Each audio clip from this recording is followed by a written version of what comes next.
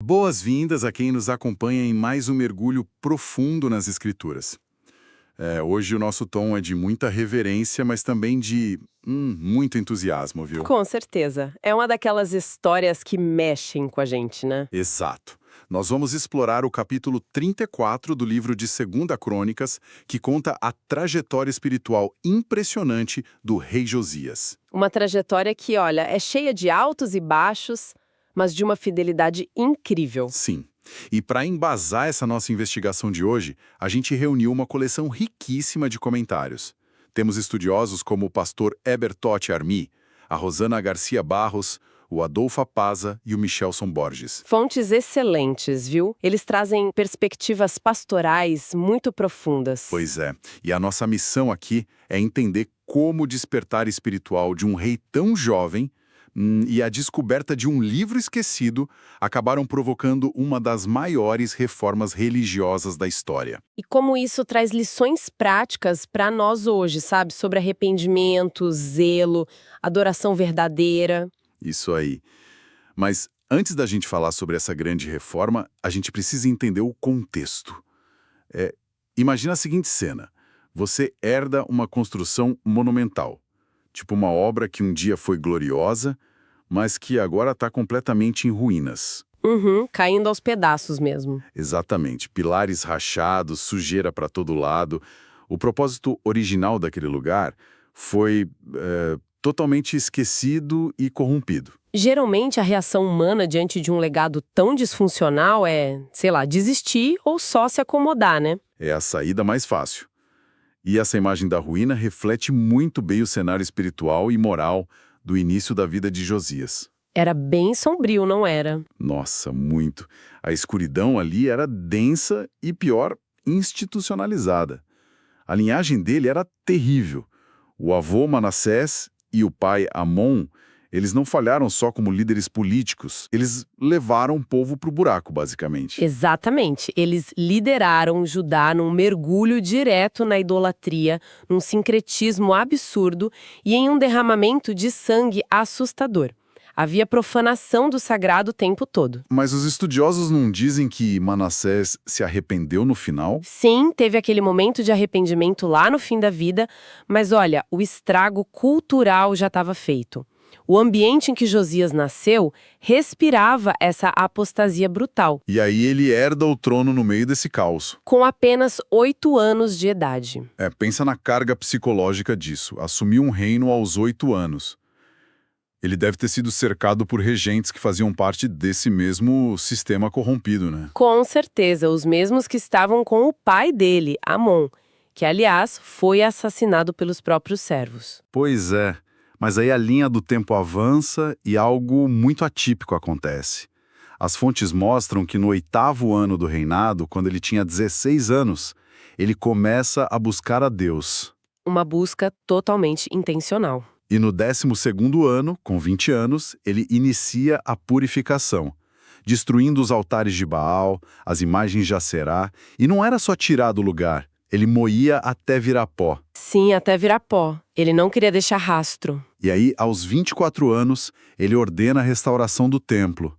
Isso me lembra muito uma dinâmica corporativa moderna, sabe? Como assim? Imagina um jovem que herda uma empresa familiar gigantesca, mas que está moral e financeiramente falida, cheia de corrupção. A gravidade daquele ambiente empurraria esse novo CEO a só seguir a maré para sobreviver. Fazer vista grossa, né? Exato, mas ele faz o oposto. Ele limpa a casa com as próprias mãos antes mesmo de achar o código de ética da empresa. Como é que alguém tão jovem tem tanta clareza espiritual num ambiente tão morno e corrompido? É uma ótima analogia. E a resposta para isso, baseada na teologia da Rosana Barros, nos força a olhar para a mecânica da graça e da decisão pessoal. Decisão pessoal. Isso. A fidelidade não é um produto de um ambiente favorável, sabe? Ela é uma escolha que desafia o ambiente. Josias não teve uma educação formal impecável. Até porque não tinha quem ensinasse. Perfeito. Mas o texto diz que ele não se desviou nem para a direita nem para a esquerda.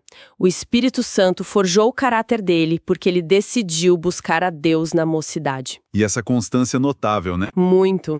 O fato dele moer os ídolos até o pó mostra que ele entendeu que o mal sistêmico não pode ser guardado no armário. Ele tem que ser erradicado. Ele estava desmantelando toda a economia da idolatria. E essa limpeza externa acabou preparando o terreno para o que viria a seguir, porque limpar o reino levou ele a olhar para o templo. Exatamente. O trabalho físico de restaurar a casa de Deus. E é no meio desse trabalho, tirando entulho mesmo, que acontece a maior descoberta espiritual daquela época. O sumo sacerdote Ilquias, mexendo no dinheiro das ofertas, encontra o livro da lei. O Pentateuco, provavelmente, a Torá. É irônico, não acha? O manual de adoração estava perdido dentro do próprio lugar de adoração. Trágico, na verdade.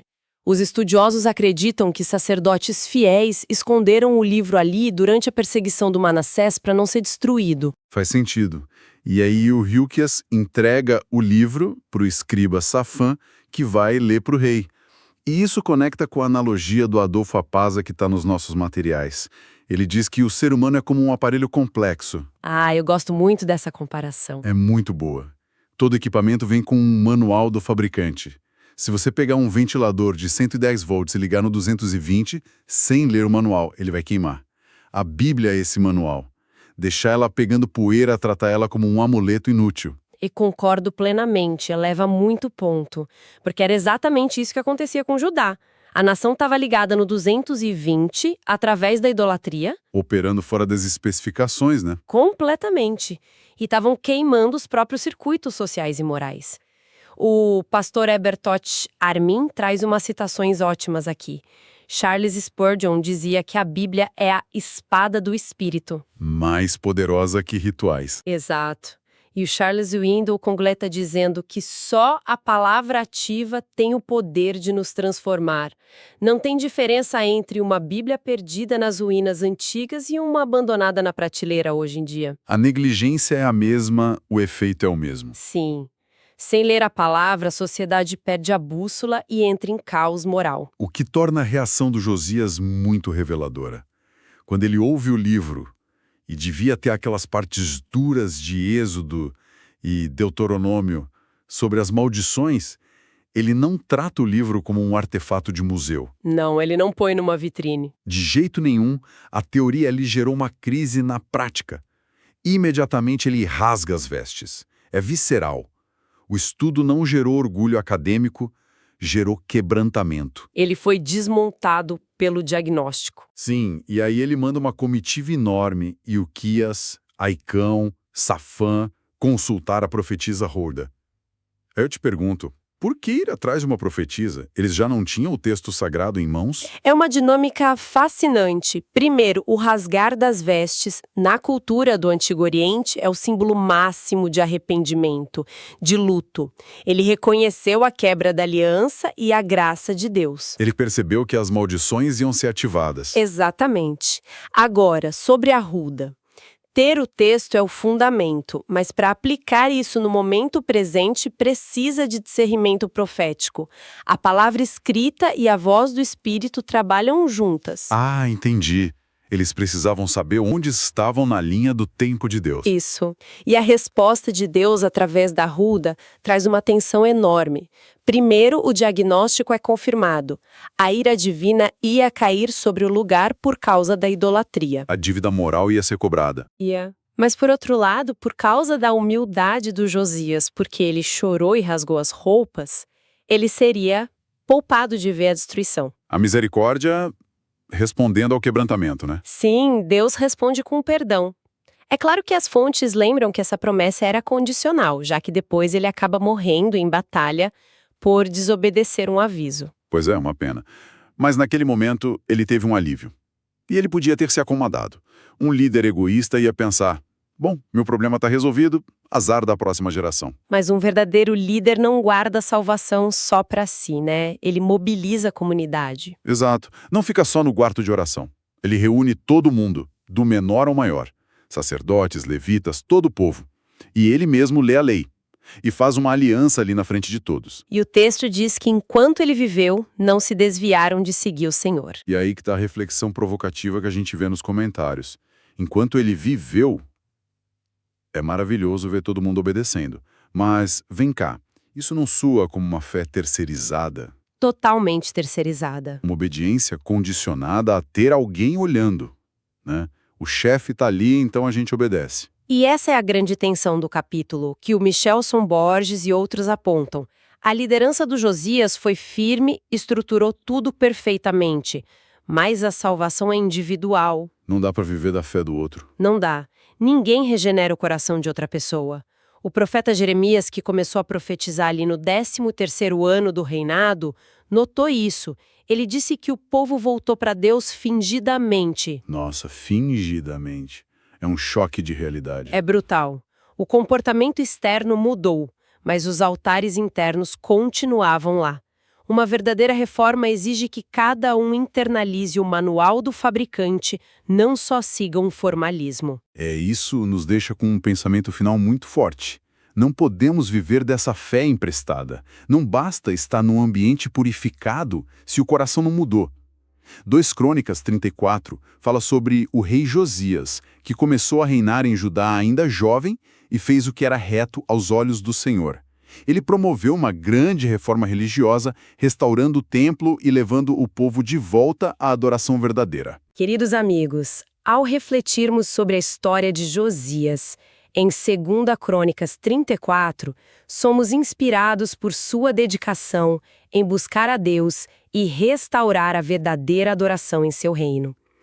Assim como Josias, somos chamados a examinar nossas vidas e remover tudo o que nos afasta de Deus. Hoje, convido você a abrir seu coração para uma transformação espiritual. Permita que Deus revele as áreas que precisam de restauração e renovação. Assim como o templo foi reparado e purificado, nosso coração também pode ser renovado pela graça divina. Vamos nos comprometer a buscar ao Senhor com sinceridade e permitir que Ele guie nossos passos. Que possamos ser instrumentos de mudança em nossa comunidade, levando outros a encontrar paz e esperança na presença de Deus. Que tal dedicarmos este momento para orar juntos, pedindo a Deus sabedoria e coragem para seguir seus caminhos? Claro, aqui está uma oração inspirada em 2 Crônicas 34. Claro, aqui está uma oração inspirada em 2 Crônicas 34. Querido Deus, assim como o rei Josias buscou o teu coração e liderou uma poderosa reforma espiritual em Judá, pedimos que nos concedas a mesma determinação e coragem para renovar nossas vidas e nosso compromisso contigo.